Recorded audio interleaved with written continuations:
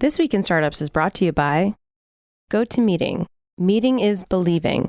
Visit gotomeeting.com, click the Try It Free button, and sign up for a 30-day trial. And Wistia. Take control of your video marketing with powerful tools and analytics built specifically for business. Go to wistia.com/twist to get your free Wistia account today. Today's episode, filmed at Launch Festival 2016, features a discussion on angel investing with Paige Craig of Arena Ventures, Jenny Fielding of Techstars, and Flight.vc and super angel Gil Penchina. I don't like the idea that like the select few get access and the rest of us don't. I mean, to me, the whole idea of doing this was to let anyone participate and let, what we value is people who help.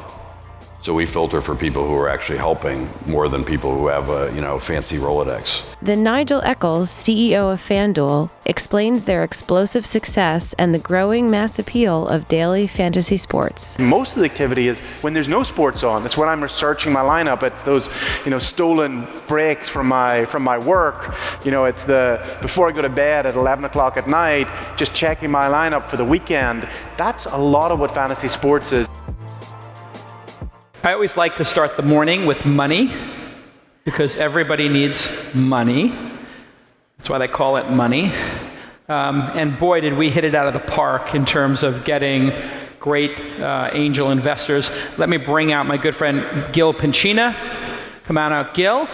And then Paige Craig and Jenny Fielding. Come on out. Big round of applause. Thank you. Gil, good to see you, my brother. Yeah. Paige, what's up, brother? Hey, Hi. Jenny. Hey, sister. All right. Thank you. Gil, let's talk a little bit about AngelList. You're the largest syndicate, and you have 5 syndicates going? How many of your syndicates have actually closed a deal? 4 or 5 of them? Last count, it was 27 syndicates, and about probably 15 of them have done a deal. Largest one's done about 10. 10 deals. Yeah.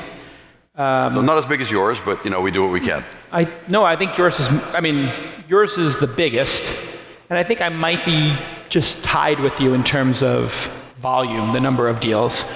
What have you learned about the power of syndicates over the last 2 years? Because you're number one, hands down, on AngelList.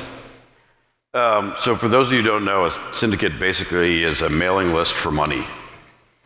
And it lets you as an angel go and collect checks from a bunch of other friends and people on the internet and folks like us to all invest in a company together.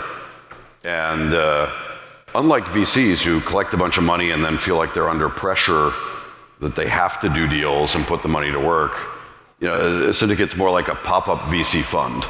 You get to decide when you want to do a deal and the money shows up then. So I think from a discipline standpoint, we've had syndicates that took a year to do their first deal, and no one was like pressuring them or feeling like, the money's sitting there and I have to spend it. Which, as a founder, I always felt when I took venture money, I now have pressure, I have to spend it, right? The VCs have the same pressure from their LPs. So syndicates are great from that standpoint in that you can basically do it when you're ready, at the cadence you want to do it at. The other thing that's been neat is the number of investors who end up getting involved. And so we actually ended up building some software to let the 3,000 angels that work with us find ways to help companies. And that, really simple ways like, BP put up a post on Twitter about a new announcement, and 3,000 of our LPs shared it on Facebook and Twitter. Or things like, does anyone know this person at this ad agency? We'd love to get an introduction. And so, the neat thing with having lots of angels is someone knows everyone. What's the average number of angels who gets involved in a syndicate? Because there is a 99 investor limit in the LLC structure of syndicates. Yep. Does it always go to 99, or is it frequently 50? Yeah, ours pretty much always go to 99. I mean, with 3,000 people competing to try to get in, it tends to be more of it fills up pretty quickly. Great. Paige, you were thinking of doing a venture fund the last couple of years. You've invested your own money. You did. And you did. And you, instead of doing a traditional venture fund, you did a venture fund through AngelList. Is that correct? No. Okay. So explain to me what you're doing. We're a traditional as traditional as I can be, angel or seed fund. So we're seed plus growth, but we also work with AngelList. So when we do a deal, our AngelList syndicate gets to participate with us. But we are a $40 million committed capital seed fund and a $20 million committed capital sidecar fund working with AngelList as well. What is the sidecar fund? Explain what that means. It's, so we did the fund, and then a bunch of guys and ladies hit us up afterwards saying, holy shit, we missed your fund. Can we invest with you? And we're like, well, our fund's closed, but we'll do this sidecar fund. So it's basically some people who missed out on our first round. Got it. And so does every deal you do in your fund go to AngelList, or is it up to the founder? How does that piece work? So it's up to the founder. And a year ago, it was hard to convince people. You had to work hard to convince them that AngelList was quality, honestly. And it's gotten better each year. So our rule is, as long as the founders are cool with it and there's room for AngelList, we put every deal on AngelList. Does that result in 7 of 10, 6 of 10, 8 of 10? What's your estimate? I know it's a little bit early for you. So we did, 21 last year, and probably 75% of those, it was cool to go to AngelList. When somebody doesn't choose to do it, is it because there's not enough room, or they don't want to do the work of running a syndicate process? A couple things. One, there's not enough room, so we did pre-seed deals where it's simply a $300K check, and there's no room for AngelList at that stage.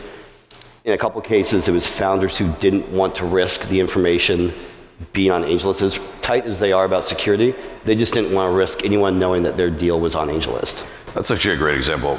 I invested in Soothe, which was a massage app, and their competitor raised money on AngelList and gave me an awesome amount of data about how they're doing. Yeah. To the point where literally I have all their competitive intel, and I can now benchmark how we did against them. And so there's a lot of downside to AngelList too, right? Everything you put out there is public, and so.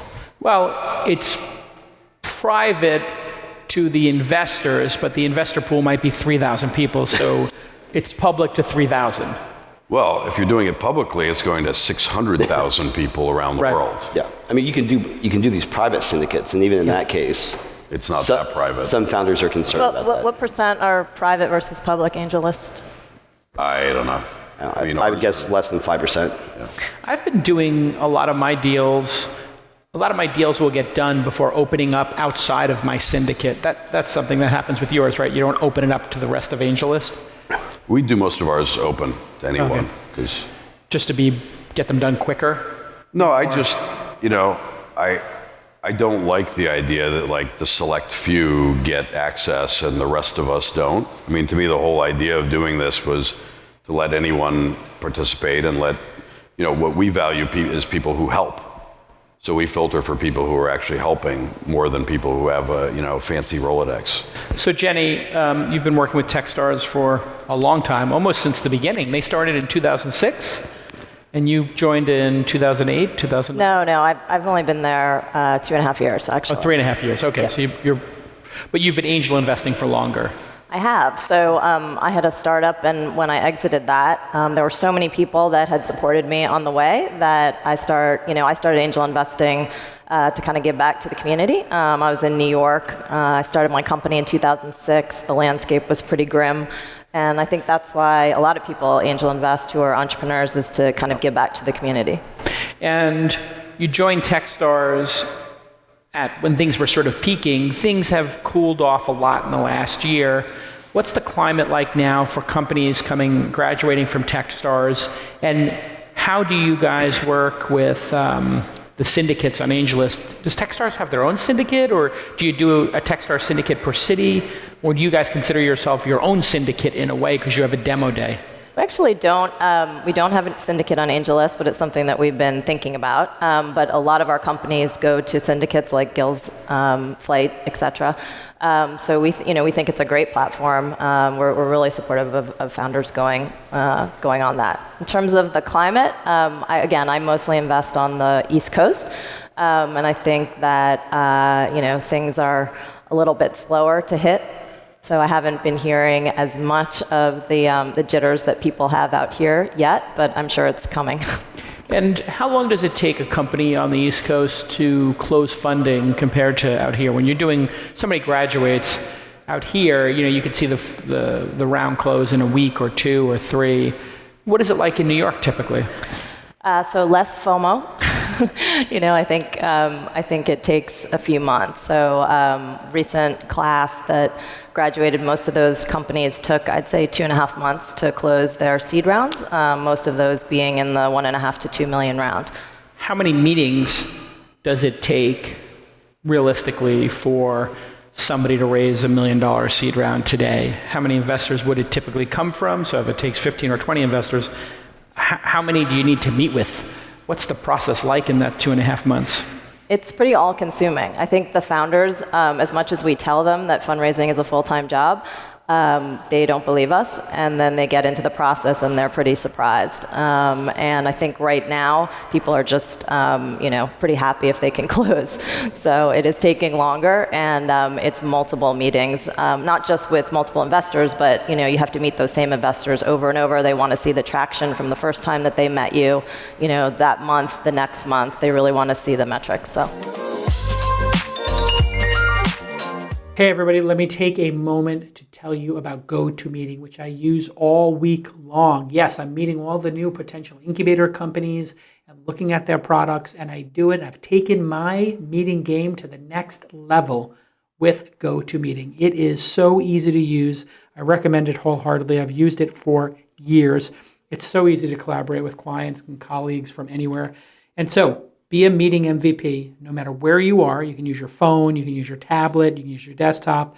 It's so easy to get these meetings going because you can just do it with one click. I have it in a Chrome toolbar in my Google Calendar. I put something in my Google Calendar or somebody else puts it in mine. One click, I add a GoToMeeting, and then everybody just clicks on the link and magically everybody's in there, perfect voice over IP, or they can dial in. It works so well. And one of the little features that I love to use is I will have my executive assistant on the phone with me taking notes. You can also record the call, and we of course do that sometimes if we want to take notes. And there's a little chat room in there, so I can chat with people and take notes, and I give startups my notes, my candid notes on what I think of their companies. So all these great little features. And one thing I love is I always have 1 or 2 people who are calling in, they're on the road, they've got noise, they don't know how to mute their phone, they forgot their headset. You, if you're in control of the meeting, can mute the participants. So you ever be on one of those phone calls and somebody's like in a wind tunnel, and you're like, who's doing that? Well, you can just go mute, boom, if you're the conference organizer. It works so beautifully. Those are my little tips for you. Screen sharing and passing it off to other presenters, another wonderful thing. I'll have a meeting with 2 or 3 people, and we'll pass the presentation wand from one to the next. It just works. It's so easy for you to step up your meeting game. So I want you to do this right now. It's time for you to put out your best performance. Go ahead and be the meeting MVP of your next meeting. Just start your 30-day trial at gotomeeting.com. Click the Try It Free button. That's, once again, go to gotomeeting.com and click the Try It Free button. You are going to love it. I use it all the time. It gets my highest rating. I love GoToMeeting. Okay, let's get back to this episode. This is a critical point. It's not enough to meet with them once. You've got to meet with them 2 or 3 times, and they want to know, since we last met 10 days ago, 15 days ago, what's happened? This is a critical part of the process, isn't it, Gil? Yeah, I mean, people are trying to gauge how much of what you're telling them is true, right? And the best way to do it is to come back a month or 2 later and say, okay, like you said you were going to get from here to there, like how's it going? So like when I'm out fundraising, I'm ultimately, 4 companies in, I view the world more as an entrepreneur than an investor. I'm always sandbagging a little in my first presentation. Like, well, we're not doing that well, and we're just, trying to figure out where we're going. And then a month or 2 later, when we have a second meeting, I'm like, look at all this amazing progress. Good job, us. My analogy is the early seed rounds are a lot like dating, right? You go on a lot of blind dates. And very few of them turn into second dates, and very few of those turn into third dates. And the check usually comes in the second or third date, I guess, in that analogy. So it's a lot of meetings. And it's one of the things I found really powerful about AngelList is it sort of automated some of that for a portion of the fundraise. But it's still a shit ton of work. In the early days, it felt to me like on AngelList, people would trust, hey, you're putting money in, they would trust I'm putting money in, or, whoever. And, you just see 50 people automatically ship their money. Now it feels like that number's gone down and people want to meet with the companies. Even if we're suggesting them, there seems to be angels, a lot of these new angels, doing a little bit more diligence. Are you seeing a little more diligence amongst syndicates, Paige, Gil? I'm not seeing more diligence. I think Gil's right. There's less diligence. People are trusting that you pick a deal, you put this whole brief on why you're doing it. A lot of people will follow you up. One thing we did is we put videos out there. We'll interview the founders ahead of time. That's nice. And we do a crowdcast to go let everyone see, an hour-long interview of us in that room talking to the founders. So a lot of that Q&A that comes up in diligence, all those backers get to see that in our video. Great. And you're seeing people still just jump in? Yeah, I think what you're probably experiencing is there's a set of larger angels and family offices that have probably come on AngelList that think it isn't a venture fund. They think it's just a way to get data. Yeah, and it's also the poachers. There's people that back all of our syndicates that are only backing you because they want to see what you're doing. And they take that meeting and they're saying, hey, by the way, it could be a lot more than my $20K bullshit check behind Gil's syndicate. Why don't you come take $500,000 from me? Which You've is seen fine. that, right? It's fine. Yeah, the people making the end run around the syndicate, let's talk about that for a second. How do you feel about people making the end run? In other words, you did all the diligence, you put the package together, you send it out to your 3,000 people, and then 99 of them or 98 of them behave properly and give you your carry and invest, and then somebody for $5K goes to the founder and says, hey, can I go direct? What do you feel about that person and that sort of phenomenon? It happens 2 or 3 times each time, or 4 or 5 times? I still can't believe people give me money to invest in stuff. I feel blessed that people trust me, and I try to take that trust seriously. And if someone wants to write a big check and help an entrepreneur raise a round, I think it's awesome. And if I don't make money off it, I don't really care. Most of the people doing this isn't the only thing you're doing in life. Yeah. Got more going on. You know what? If someone, if we're writing a $250K check and someone wants to write their own $250K check, I think it's great. What do you think about it, Paige? Have you had people do the end run? Hell yeah, dude. I fucking love competition. So it's a jungle, and sometimes we win in the jungle, sometimes we lose. But if it's a big check, as long as it doesn't fuck up the cap table, and it's a good investor, we quite often say, take their money if it's a big check. Yeah. If they're just trying to bypass us because they're pissed off about a 20% carry, fuck you, go home. I have the exact same philosophy as you, Do I owe Paige. you money in your tip jar now? No, it's fine. We get swear jars. Chris Sacca broke the swear jar years ago. Nice, okay, great. Nice. It's just shattered on stage. I kind of feel the same way, which is if you're going to write a $100K check, yeah, by all means go. But one of the things that's powerful about the syndicate or the syndicate phenomenon is one person on the cap table, one signature to get, as opposed to collecting 99 signatures. Yeah. Jenny, how many of the folks graduating now have syndicates involved in them? Out of 10 Techstars graduates nationally, in New York, whatever, of those 10, how many of them have a syndicate involved at some point? I'd say half, but not necessarily AngelList, right? Right. So what are the other ones?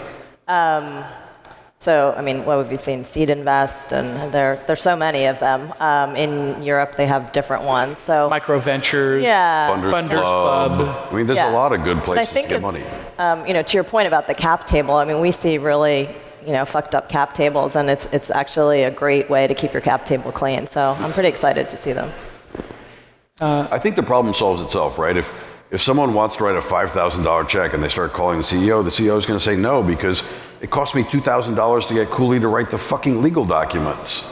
Right. It's just not worth taking a $5,000 check from someone I don't know. With a 40% legal vig on it. Just much simpler to go through syndicate. Okay, let's talk a little bit about, I guess they call it Title III, is it? What is the crowdfunding from civilians? In other words... the Reg A Plus stuff? Reg A Plus and then Title III. I'm sure there are some percentage of non-accredited people in the audience who would love to see a company on stage here and put $100 into it. In fact, let me ask, did anybody here see a company that they would have loved to put $50 to $500 in? Raise your hand if you would have loved to put 50 to, nice and high if you would. Okay, great. So there's a bunch of people. I mean, if we did that here, I think we would get 1,000 people to put $500 in or $50 in. Yeah. Do you think this is going to happen? Have you been following it, Jenny, at all, or? I mean, I worry about it a little bit, but Why? I think it's great. I think it's democratizing, and that everyone should have access to companies. I just think there has to be the education and the reality that one of the first things I said is that I invested in startups really to give back to my community, and I think that very few people, maybe this panel notwithstanding, make money from angel investing, right? And so I think that there has to be that awareness. Yes, Wistia. If you go to thisweekinstartups.com, you will see that we use Wistia because it's gorgeous, it's beautiful, it's simple, it's clean. It is the best way to serve up your videos, not using things like YouTube where trying to intercept your traffic and get it over to Gangnam Style or some nonsense that you don't want to be involved in. I want to control the experience and make sure everybody's got high quality, beautiful video without all the detritus that other services throw in there. These are my customers coming to my website, and I want to collect their email addresses. I want to see the analytics, and I don't want to share that data with anybody. That's why I use Wistia. It is gorgeous, and it's easy to use, and the analytics are amazing. You can see on a case-by-case basis who is watching the videos, and if they're rewinding and watching certain sections 2 or 3 times. Really powerful stuff. You can put things behind a password. You can see the audit trail. All very important stuff when you're sending videos around for business. And of course, you can capture emails. One of my favorite features, if you're watching This Week in Startups, we might fire off a little thing that says, hey, would you like to get invited to the next live This Week in Startups? You know what? We have like 10,000 emails, and thousands of people open up the emails that we get through Wistia, and they plug it right into MailChimp. And in fact, MailChimp, Moz, HubSpot, Zendesk, Herman Miller, Sam Adams, and This Week in Startups all use Wistia because it's the best. 220,000 customers. Is that right? 220,000 customers? I think when they started with us, they had 20,000. It just keeps growing, and they just keep adding more and more features and tools. And they have a really great blog, by the way. If you go to their website, they have this great email marketing where they show you how to use microphones and lighting and video and email. They really explain the best practices around creating video, and we've taken notes on that. It's really, really well done. Go ahead and get a Wistia account today by going to wistia.com/twist. Wistia.com/twist. And of course, no credit cards required. They know that you're going to love the service. So go ahead and go to Wistia, WISTIA.com. WISTIA.com/twist. It's awesome. I love it. I use it all the time, and I've used it for years. It is the gold standard for corporate video, for business video.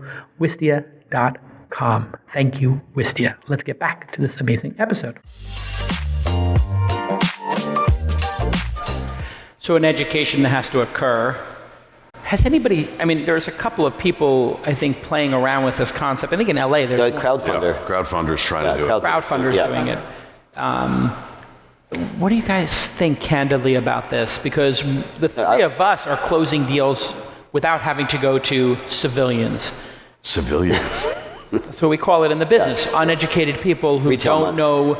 People who are uneducated, it's their first time investing in a startup. I think it's non-public company. I think it's a great story, right? It sells well. It's a great story. We all want to believe that the American public or the world can dole out $10, $50 into these companies.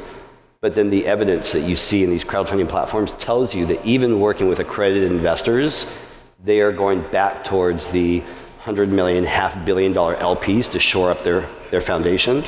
And that we are not yet in this world where civilians are going to pump enough capital into the companies to be worth it. Look at the biggest funds. They're not relying on the retail money, the civilian money. They're going to massive LPs to back up their foundation. I'm like the optimist between two cynics here.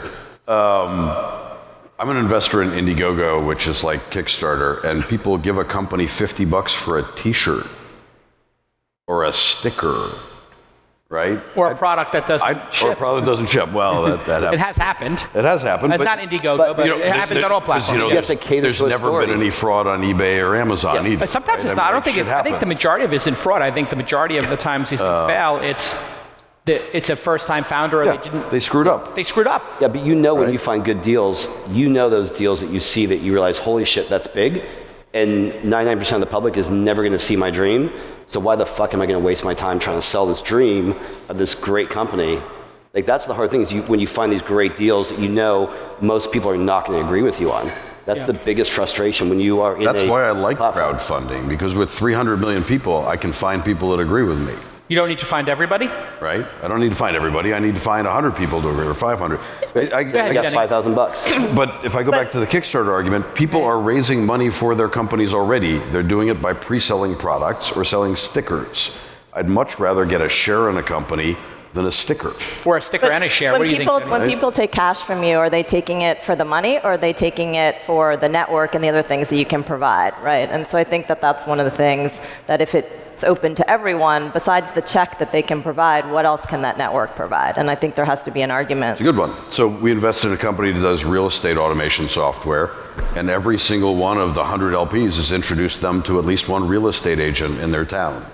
Like, is that going to change the world? No, but I thought it was awesome that everyone was pitching in and trying to do something. And, the crowd in aggregate adds up to a lot, and not as much as institutions, right?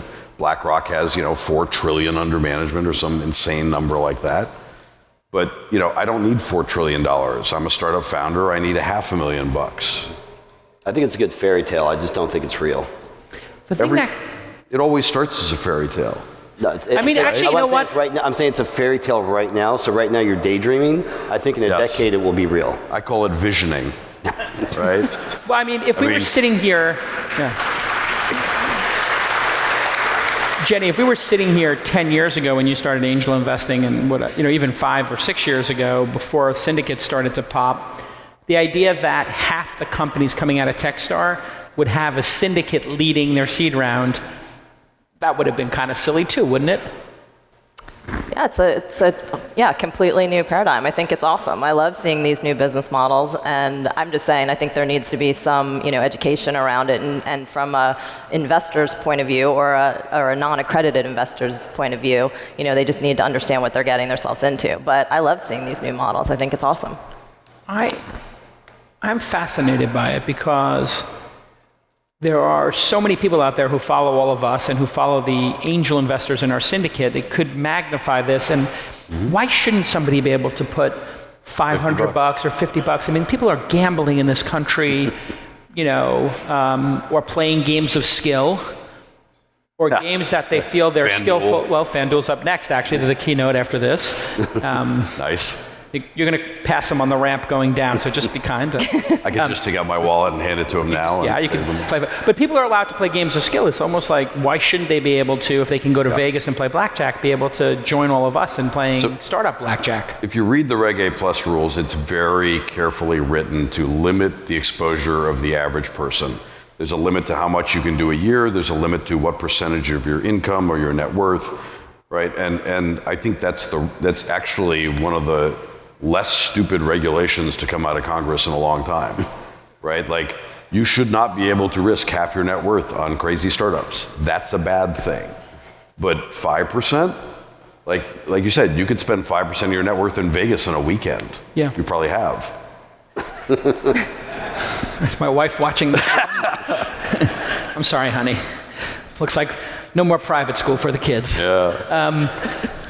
So I want to ask a question about when things go wrong, how do y'all handle it? So when a company joins Techstars and you realize, OMG, we picked the wrong team, do you kick them out, or do you put them on demo day and say, I'm putting this company on demo day and we no longer believe in the founder? This is a very difficult thing I've learned now completing my 3rd incubator class, is that sometimes you pick the wrong people and you then have to put them on stage and tell your friends to invest in them. Oh. Do you do this, or do you kick them out? I'm not sure we kick them out. Obviously, if they do something, criminal, we kick them out. And we've had some situations where we have kicked people out. Okay, so hold on a second. That's awesome. Without saying names of things, what are the type of things that can happen inside an incubator that would be kickable out? Just people being dishonest. So we had a situation of someone joining two accelerators at once, not being transparent about it. And oh, really? A few situations like that. But for the most part, to go back to your real question, it's up to our discretion to put people on stage, and we have often not put people on stage. So you will go to demo day where there's usually 10 companies and you will see 9 if, for a variety of reasons. Either we don't believe in the founders are not prepared and are not going to, make the it's a class, right? And you have the obligation to make your classmates look good. So there's a lot of reasons. Gil, I'm sure some of the companies you've syndicated have either hit the wall or gone out of business by now. How have you handled that? I've had a couple. I'm curious, what have you done? How has the syndicate weathered failure? Yeah, we had our first one close up shop. We've had one get acqui-hired. And if you talk to VCs, they'll tell you the same thing that I'm now experiencing, which is you spend all your time with the ones that aren't working. Because the ones that are working don't want you, don't need you, and think you stole from them. So we spend our time trying to help them find an acquirer, trying to help them raise a little more money to keep going, or you occasionally will see something go into like zombie mode where they keep the website up, but it's down to one person, and that one person won't give up, which I admire. But sometimes the right answer is like, we placed a bet, it didn't work, let's all move on and do something useful for society. Like, not every bad idea turns into a good idea. Have you had any syndicate members act in a way that you felt was not, aligned with your philosophy of supporting startups? No, I think the only annoying thing that's ever happened is a couple investors who keep pinging the CEO for updates. And I keep trying to explain to people that updates are not correlated with success. They're actually more often correlated with failure, right? The successful companies don't have time to send updates to their investors. What's the proper frequency of updates? I ask people, actually, I have a disagreement with you on this. I like people to send a nice update, even a short one, once a month during that first year or two. And in a way, it's almost how can we help you so we know that you're going to run out of money on this date, or we know you're trying to get a client or whatever. What do you think is the proper frequency? I would say a monthly update is the hallmark of an earnest first-time entrepreneur. Right. Who's trying to do a good job. Yeah. And I find second and third time entrepreneurs almost never send them except when they want something. Right. Which I think is also appropriate. Paige, what is your thoughts on updates, and have you had anybody just in the syndicate who you think you had to kick out of your syndicate for some behavior or other malfeasance problem? No, on the syndicate side, no problems other than this. Sometimes they bug founders for updates, but no major issues.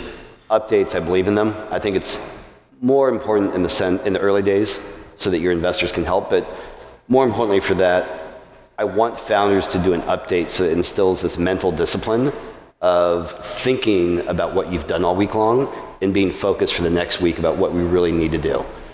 That's where updates are very important to me, is to just get a discipline of thinking about your company at the end of the week and being very focused when you go into the next week. Okay. And then as far as, I like that. So you have I think you're a pragmatist, and I think you were in the military for a bit, so we have a little bit of a slight difference here. But a little more hardcore. A little more hardcore. Yeah. How would Gil do, like, in the shit? How would Gil do in the shit? Like if we were over there, like, just compare and contrast Gil and I. Like if we were in a foxhole, me, you, Gil, Jen, like how do you feel we would do? I'd be the guy standing up waving at the enemy, like assuming they were okay. Be honest, Paige. So I think Gil would be a great guy to draw fire for us. So we don't have to outrun the enemy, we just got to outrun Gil. Well done. Yeah. Well done. Yeah. And then back to your point. I think he'd be great in they had the News Corp. They had like the people who would actually chronicle and what was happening. Combat journalist. Oh, the embedded journalist. He'd be a great embedded journalist. Yeah. You could roll. Combat photographer. Paige, I would I'm man bad the at 50, right? What's that? I'd man the 50, right? You could be. I'd man the 50. That's You don't want to be the public affairs officer? You could be the I PAO. want to man the 50. Yeah, you would be the guy shooting and screaming the whole time. Yeah, I for could see sure. that. So no bad behavior. Right, so back to this point, you're asking about what do you do when people fail? And that, especially now running a fund, it's a big issue. And unlike this whole, there's good people and there's bad people, we actually think of it as triage, like combat medicine. Yep. And there's the clear winners, who to Gil's point, need very little from you. And honestly, spending your time on your clear winners is a waste of your time and theirs. Like, they know what the fuck they're doing, they're winning. Then you got your losers. And I disagree with this point that you spend all your time on your losers, because I don't. Like, I have very direct conversations with my losers, and we tell them, we're not going to reinvest. These are the things that you're doing poorly. I like to have very direct conversations with people. And where I spend the bulk of my time is in the middle.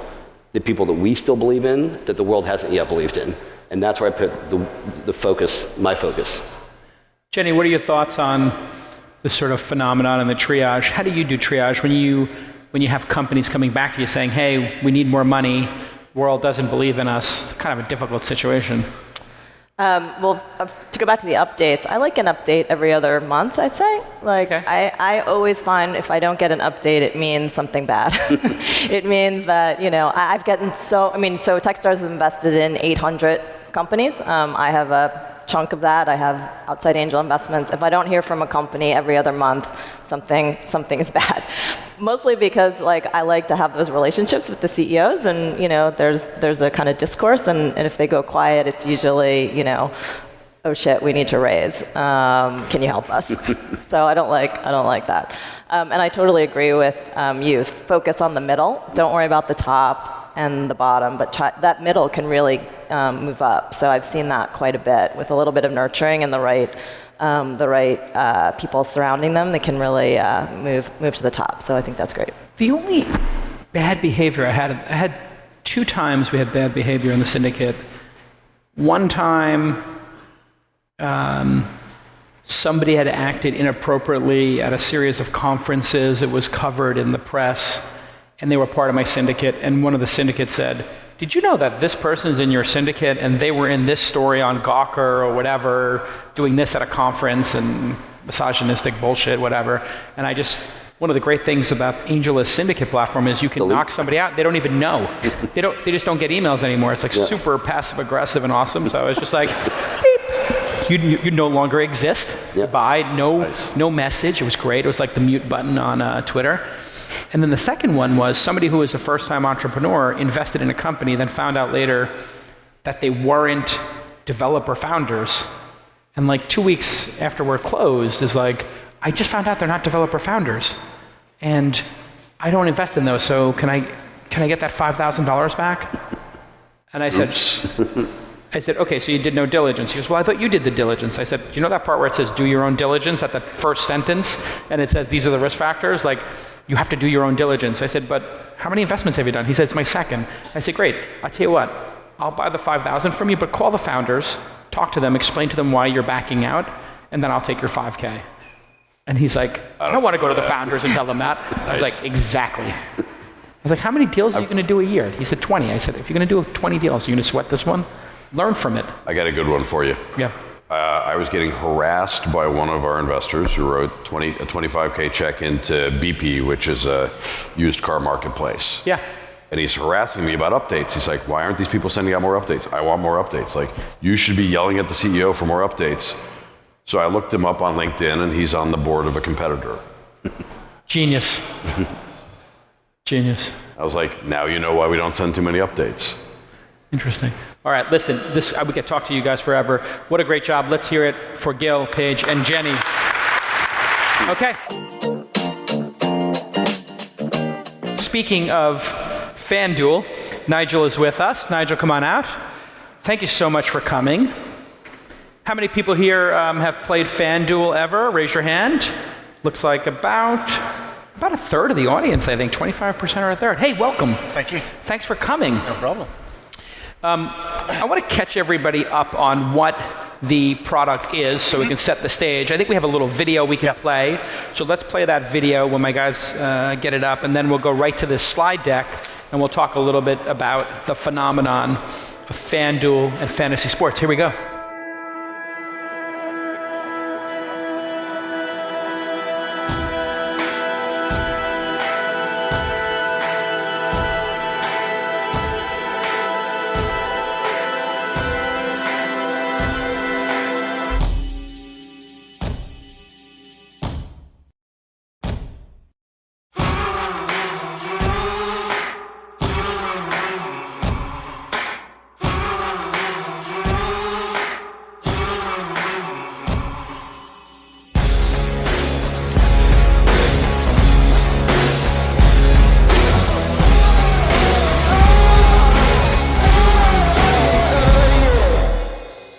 Boom.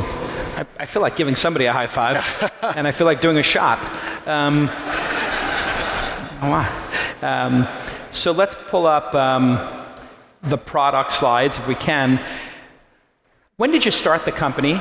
Sure. And how many people are participating in this? I don't think people get the scale of this. Yeah. When did you start? How many people participating? We launched FanDuel in the summer 2009. We have over 6 million registered players, and over half of which play in paid contests. So it's a pretty big number. In total, there's around 50 million people play fantasy sports in North America, which is a growing market, but the market that's exploding is this one day or daily fantasy sports.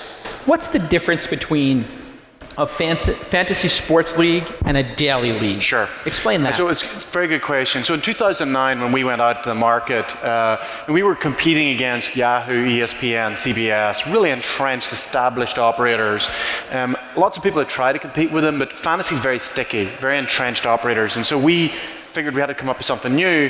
And what we identified was, particularly with sort of millennials, the people in their 20s and early 30s, was that they felt that the traditional game had gone a bit stale. It was very slow. They also found injuries were really frustrating, that you would pick Des Bryant, he'd be injured.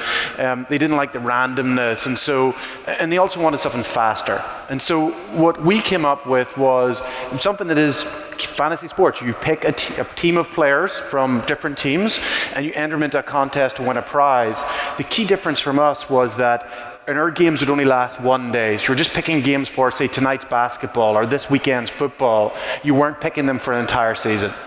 And to be clear, Yahoo's fantasy sports business has been around for a very long time. Yes, since the late 90s or around 2000. So it's like almost a 20-year-old business. Yes, yeah. And people in that play for real money?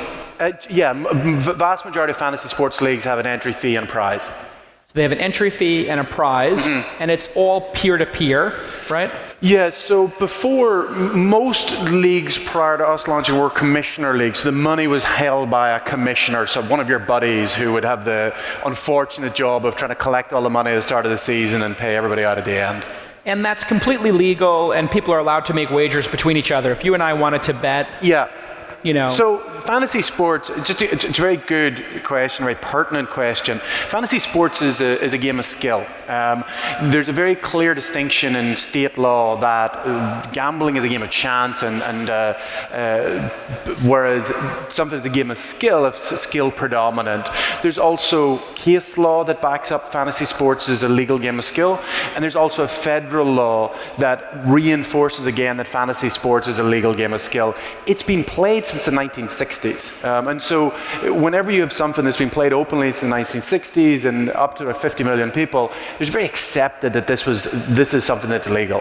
Which is why Yahoo was in the business. And yes, Yahoo, ESPN, CBS. Yeah, I mean, these are the biggest names. And in fact, it's a huge business for Yahoo. I think this is one of their, of the things, everything seems to be falling apart over there. This is one of the things that's done very well. Sports is core to them, and if you actually then look at their sports business, and what really drives a ton of their traffic is their fantasy sports business. Like, fantasy sports players are just massive consumers of sports. And if you are a fantasy player, or you know a fantasy player, you will know just how engaged they are, and they will know the third string running back for the Rams or the 49ers. And they need that sort of encyclopedic knowledge in order to play. And it's just a huge driver of sports consumption. And when you look at the Net Promoter Score, which everybody understands, I think, what Net Promoter Score is, Net Promoter Score asks the very simple question, how likely are you to recommend FanDuel to a friend on a scale of 1 to 10?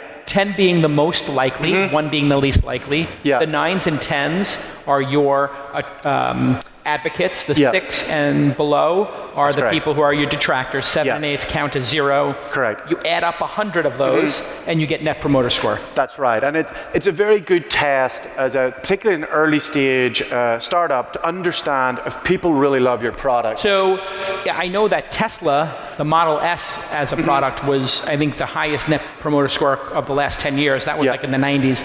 Apple products are around in the 60s. Where are you guys? Yeah, so you can see us here up there with sort of Apple products.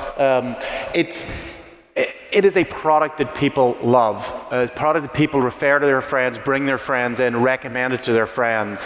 Highly, highly engaged. And if you flip onto the next slide, what you'll see is that the reason why people play, and again, this is something that's often been misunderstood. People play for a number of reasons, but primarily the biggest reasons are the excitement. They actually love the research. It's funny, if you're a sports fan, the one time I know you're engaged is when sports is on. Fantasy sports, a lot of the activity, or even most of the activity, is when there's no sports on. It's when I'm researching my lineup. It's those, stolen breaks from my work. It's before I go to bed at 11 o'clock at night, just checking my lineup for the weekend. That's a lot of what fantasy sports is. And then the third one is really the competition between friends. Fantasy sports brings people together because it's common language, it's trash talk of competing with their friends and then giving them something to engage with around sports. The one that I think is the most interesting is the third one over, which is it's a way to make the games more fun and more interesting. Yes.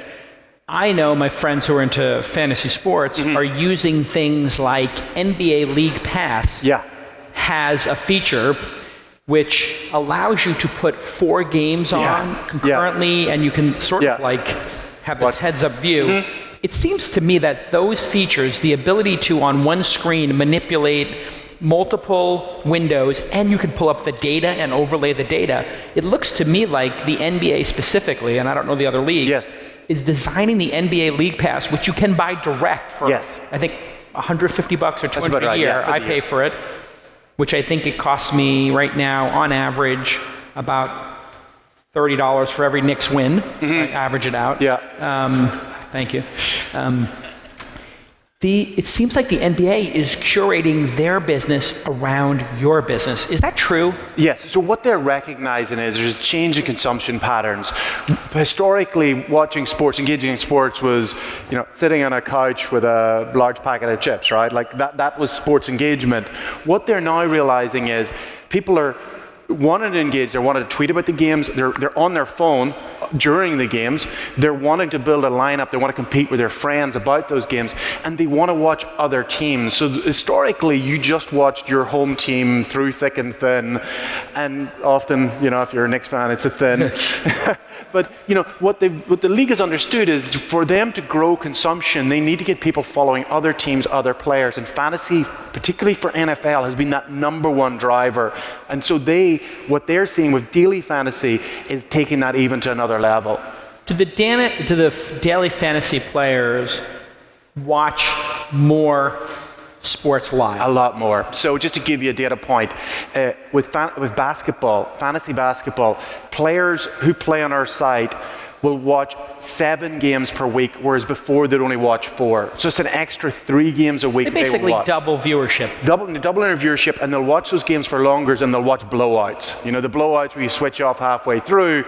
It's actually very interesting from a fantasy perspective.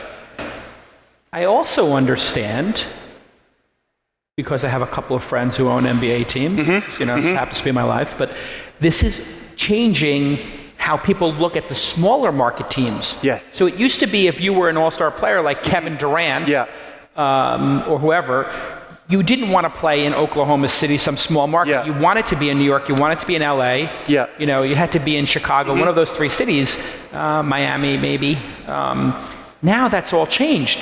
You can be in an Oklahoma City, you could be in a Toronto and Atlanta, and it's okay because people are driven to those markets because those players stand out in fantasy. That's right. More because their teams aren't as well constructed, maybe, or whatever. The players know their stats. You know, it's funny when I go out and I meet some of the professional players. You know, they'll even we price every player every day, and you'll even have players saying, "Man, come on, you can't price me at 8,300, and I should be higher." You know, so they know it. It's a sort of they see and they see this fans' way of engaging with them and with the sport. Some players like Morris Jones-Drew is a very well-known fantasy football player. He saw how it was driving engagement in sports. And the other thing I would say is team owners and leagues totally get this. They see this is a way that they take engagement to the next level and go after that millennial demographic that they in some instances really struggle to connect with. Okay, so Adam Silver, who is running the NBA now, he worked for Commissioner Stern for a long time. He came out last year and said he wants Congress, he wants our government, he wants the United States to take a fresh look at gambling and to see if we can maybe rethink it, because he thinks Americans are already gambling. Yeah. He came out and said that. Yes. And that he wants to put a team in Vegas, and he wants to make people wagering on games, which is slightly different than fantasy, but it's in the same category of people putting money up to participate in some kind of a wager, whether it's peer-to-peer or with a casino. That was a watershed moment, was it not? So a couple of things. First thing, I think Adam Silver is the most amazing commissioner American sports has had in a long time. I think if there was an opportunity to make him president, I think you should vote for him. Well, the benchmark's pretty low. That's true. Yeah. So he is a real leader, and I think on many topics, he's been willing to go out and take an unpopular position. I think there's a lot of merit in what he says. I think there should be a discussion about it. We as a company, we don't really have a position on it. But I respect everything Adam says, and if somebody of his standing is saying that, I would listen. Yeah, I mean, this is a league that had the Michael Jordan potential problem, and they had a referee who might have been giving. It's a big deal for them to say that. You've also had an overwhelming number of investors. I don't know if the NBA invested, but the NBA invested. Yeah. And then who else invested in FanDuel? So if we go through Bullpen, which is a seed stage fund in the Bay Area here, Google Capital is an investor. Google is, yes. KKR, Comcast, NBC, CBS, DirecTV, Verizon. So basically everybody's on your side. So they, a lot of those, I mentioned a lot of big media companies there. They, why are they investors? Well, along with sports leagues, they get that this really is good for their business. This is about driving consumption.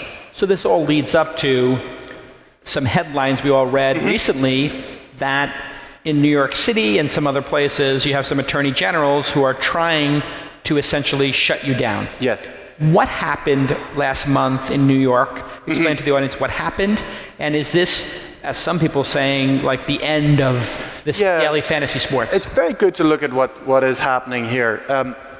Really the tone shifted last October. There was a lot of discussion. This is an evolution of fantasy sports. And it's, it's a faster game, and it's become much more visible. It caused, AGs in certain states to take a look at it and go, I'm not sure I'm comfortable with it. And what are they not comfortable with? The fact that it's daily and not, over a season? I think, when you actually look at it, and this is something that we actually agree with AGs and legislators about.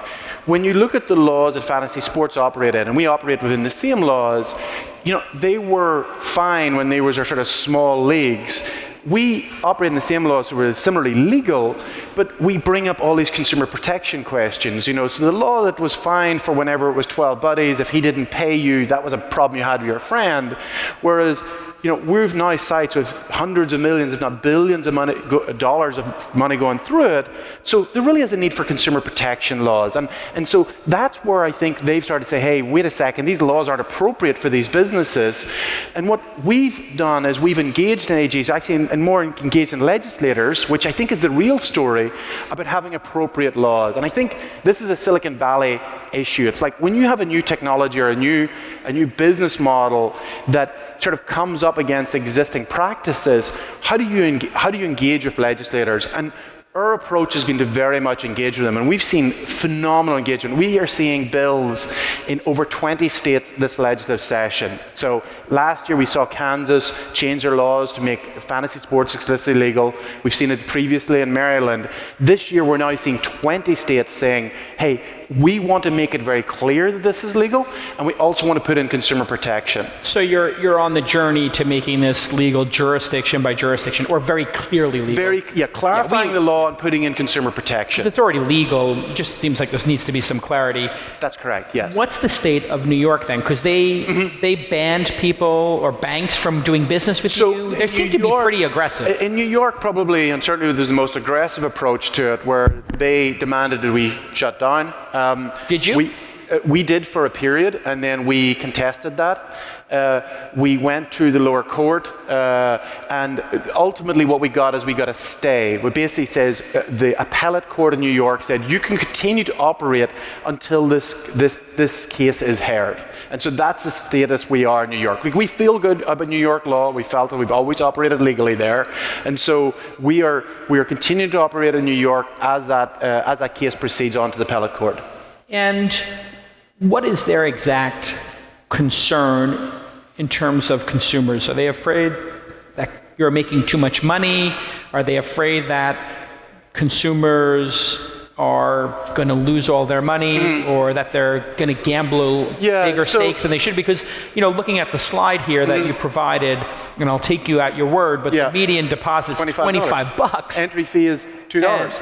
And, the entry is $1 or $2 a day. So, we allow people to smoke and drink in this country. And I think that's a little bit more than $1 or $2 a day. Yeah, so, and if you look at the consumer protection laws, so for example, Massachusetts has issued regulations which will become the law in Massachusetts, and it's actually been reflected in a lot of other bills around the country.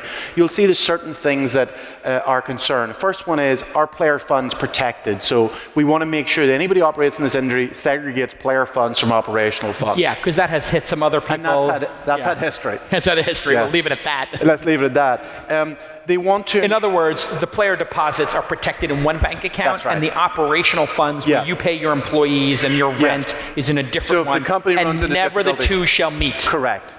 And that's a practice that we always practice ourselves, but we think it's sensible as an industry that is in law, that everyone has to follow that. Yeah, if the bookie goes belly up in the gambling business, it's a bad thing. Always be protected. It's practice. That would be number one.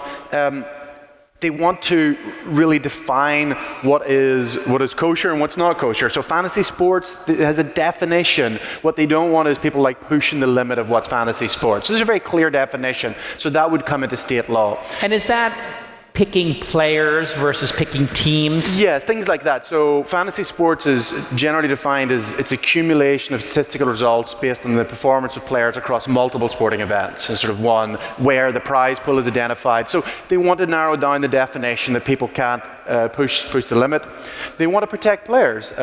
So if there's people with problem play issues that they can't control their play, they want to ensure the operator has a duty of care and is ensuring that they're given the help they need. How do you do that? You just basically limit the amount a person can bet, or limit the amount they can have on deposit. I mean, obviously it's America. People should be able to bet what they want. But if you see somebody goes from betting $1 a day to 25 to 1,000, do you slowly let them ramp up? Yeah. Well, the first thing is there's duty responsibility on the operator. That should be recognized. Secondly, it's what our approach is to work with the experts in this area. So there's a National Council for Problem Gambling who we work with very closely, and we work with them and take their recommendations.